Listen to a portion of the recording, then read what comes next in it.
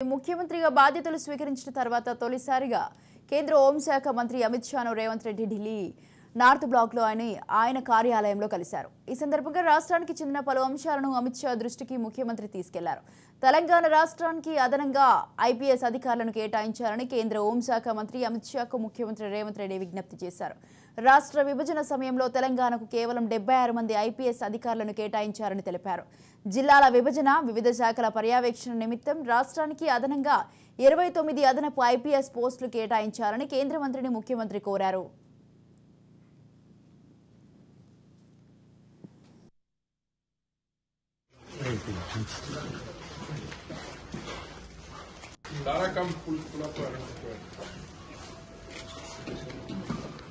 हो गया भाई, thank you. Project share thank you.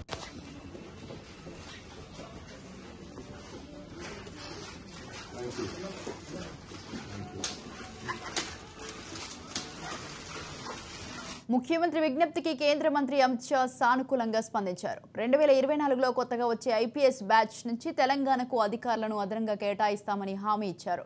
రాష్ట్ర పునర్విభజన చట్టం 9వ స్కెడ్యూల్లో పేర్కొన్న సంస్థల విభజనను పూర్తి చేయాలని, 10వ స్కెడ్యూల్ పరిధిలోని సంస్థల వివాదాన్ని పరిష్కరించాలని, న్యూఢిల్లీలోని ఉమ్మడి రాష్ట్ర విభజనను సాఫీగా పూర్తి చేయాలని, చట్టంలో ఎక్కడా పేర్కొనకుండా ఉన్న సంస్థలను ఆంధ్రప్రదేశ్ క్లెయిమ్ చేసుకోవడం విషయంపై దృష్టి సారించాలని కేంద్ర హోంశాఖ మంత్రికి ముఖ్యమంత్రి విజ్ఞప్తి చేశారు. తెలంగాణలో యాంటీ నార్కోటిక్స్ బ్యూరో బలోపేతానికి 88 కోట్లు, తెలంగాణ సైబర్ సెక్యూరిటీ బ్యూరో బలోపేతానికి 90 కోట్లు అదనంగా కేటాయించాలని కేంద్ర హోంశాఖ మంత్రిని ముఖ్యమంత్రి కోరారు. రాష్ట్ర విభజన తర్వాత కూడా ఆంధ్రప్రదేశ్ ప్రభుత్వం హైదరాబాద్లోని రాజ్ భవన్, హైకోర్టు భవన్, లోకాయుక్త, ఎస్హెచ్ఆర్సీ వంటి భవనాలను ఆంధ్రప్రదేశ్ వినియోగించుకున్నందుకు ఆ రాష్ట్రం నుంచి వడ్డీతో కలిపి మొత్తం 408 కోట్లు ఇప్పించాలని కేంద్ర హోంశాఖ మంత్రిని ముఖ్యమంత్రి కోరారు. బ్రేకింగ్ చూస్తున్నాం. పాలమూరు రంగారెడ్డి ప్రాజెక్టుకు జాతీయ ప్రాజెక్టు హోదా కల్పించాలని జలశక్తి మంత్రి గజేంద్ర సింగ్ షేకావత్ కు ముఖ్యమంత్రి రేవంత్ రెడ్డి విజ్ఞప్తి చేశారు. జలశక్తి మంత్రి షేకావత్ ను సీఎం రేవంత్ రెడ్డి, రాష్ట్ర నీటిపారుదల శాఖ మంత్రి ఉత్తమ్ కుమార్ రెడ్డి కలిశారు. ఈ సందర్భంగా ముఖ్యమంత్రి నీటిపారుదల శాఖ మంత్రి పాలమూరు రంగారెడ్డి ప్రాజెక్టు ప్రాధాన్యతను కేంద్ర మంత్రికి వివరించారు. కరువు, ఫ్లోరైడ్ పీడిత జిల్లాలైన నాగర్ కర్నూలు, మహబూబ్ నగర్, వికారాబాద్, నారాయణపేట, రంగారెడ్డి, నల్గొండ జిల్లాలో 12.30 లక్షల ఎకరాలకు పాలమూరు రంగారెడ్డి ఎత్తిపోతల నుంచి సాగునీరు ఇవ్వాల్సి ఉందని తెలిపారు. ఈ ప్రాజెక్టు నుంచి 6 జిల్లాల పరిధిలోని 1226 గ్రామాలతో పాటు హైదరాబాద్ మహానగరానికి తాగునీరు సరఫరా చేయాల్సి ఉందన్నారు. ప్రాజెక్టుకు సంబంధించి ఇప్పటికే పలు అనుమతులు తీసుకున్న, ఇంకా హైడ్రాలజీ, ఇరిగేషన్ ప్లానింగ్, అంచనా వ్యయం, బీసీ రేషియో, అంతర్రాష్ట్ర అంశాలు కేంద్ర జలసంఘం పరిశీలనలో ఉన్నాయని, వాటికి వెంటనే ఆమోదం తెలపాలని కోరారు.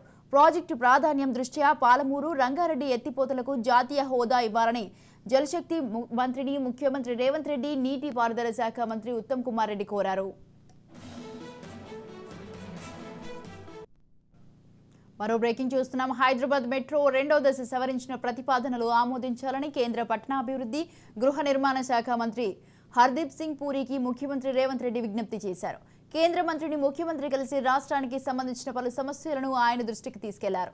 హైదరాబాద్ మెట్రో 2వ దశను సవరించాల్సి ఉందని తెలిపారు. సవరించిన ప్రతిపాదనల ప్రకారం ఈ ప్రాజెక్టును కేంద్ర, రాష్ట్ర ప్రభుత్వాలు సంయుక్తంగా చేపట్టే విషయాన్ని పరిగణించాలని సీఎం కేంద్ర మంత్రిని కోరారు. హైదరాబాద్లోని మూసీ రివర్ ఫ్రంట్ను అన్ని విధాల అభివృద్ధి చేయాలని నిర్ణయించామని, అమ్యూజ్మెంట్ పార్కులు, waterfalls, children water sports, business area, దుకాణ సముదాయాలతో బహుళ విధాల ఉపయోగపడేలా చేయాలనుకున్నట్టును కేంద్ర మంత్రికి ముఖ్యమంత్రికి వివరించారు. ఇక ఇందుకు కేంద్ర ప్రభుత్వం సహకారం అవసరమని, అవసరమైన మద్దతు ఇవ్వాలని కేంద్ర మంత్రి పూరిని ముఖ్యమంత్రి కోరారు. రాష్ట్రంలో పేదలకు ఇందిరమ్మ ఇల్లు నిర్మించి ఇవ్వాలని రాష్ట్ర ప్రభుత్వం నిర్ణయించిందని, ప్రధానమంత్రి ఆవాస్ యోజన కింద వాటిని ఇచ్చేందుకు అనుమతి ఇవ్వాలని కేంద్ర మంత్రిని ముఖ్యమంత్రి కోరారు. తెలంగాణకు ఇల్లు మంజూరు చేయడంతో పాటు ఇవ్వాల్సిన బ్యాలెన్స్ నిధులు విడుదల చేయాలని కేంద్ర మంత్రికి ముఖ్యమంత్రి విజ్ఞప్తి చేశారు.